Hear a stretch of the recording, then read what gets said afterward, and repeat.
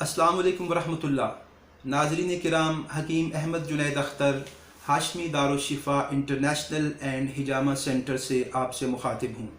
नाज़रीन किराम, आज हम यूरिक एसिड के बारे में गुफ्तगू करेंगे कि यूरिक एसिड जिस्म में कैसे बढ़ता है, इसके असबाब क्या हैं, इसका इलाज क्या है और किन चीज़ों से परहेज़ करके हम यूरिक एसिड को जिस्म में कंट्रोल कर सकते हैं।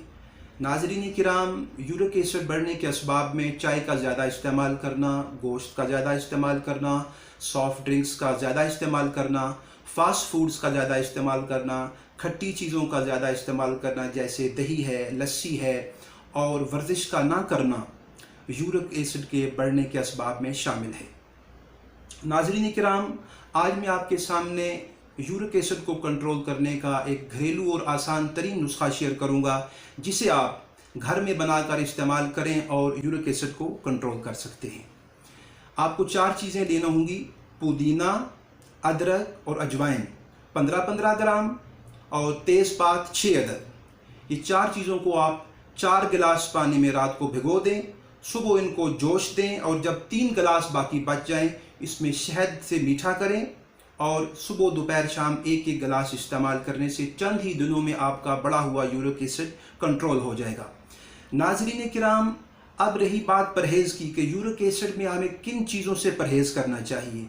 तो यूरिक एसिड के मरीज़ों को चाय, गोश्त, बिरयानी, आइसक्रीम, खट्टी चीज़ें, जो चीज़ें यूरिक एसिड को बढ़ाती हैं, उन्हीं चीज़ों से परहेज़ करने से यूरिक एसिड कंट्रोल हो सकता है।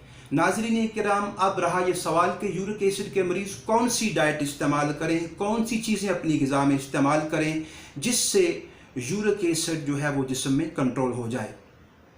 तो यूरिक एसिड के जो मरीज़ हैं उन्हें नाश्ते में आमलेट इस्तेमाल करना चाहिए जिसमें सब्ज़ मिर्च, लहसुन, हल्दी और नमक इस्तेमाल किया गया हो।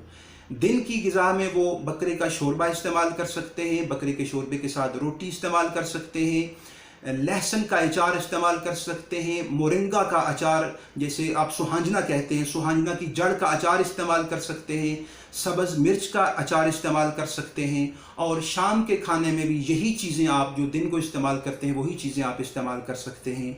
इन चीज़ों के इस्तेमाल करने से इंशाअल्लाह उल अज़ीज़ चंद ही दिनों में आपका बढ़ा हुआ यूरिक एसिड कंट्रोल हो जाएगा। नाज़रीन किराम, हम अपने वीडियोस में वो तमाम नुस्खाजात, वो तमाम मशवरे आपको देते हैं जो हम अपने clinic Hashmi Darushshifa international and Hijama center Mandra में अपने पेशेंट्स को इस्तेमाल कराते हैं। लिहाजा हमारी वीडियोस को ज़्यादा से ज़्यादा शेयर करें ताकि कोई दूसरा मरीज़ भी इससे फ़ायदा उठा सके। इसी के साथ हकीम अहमद जुनैद अख्तर को इजाज़त दीजिए। अल्लाह हाफिज़।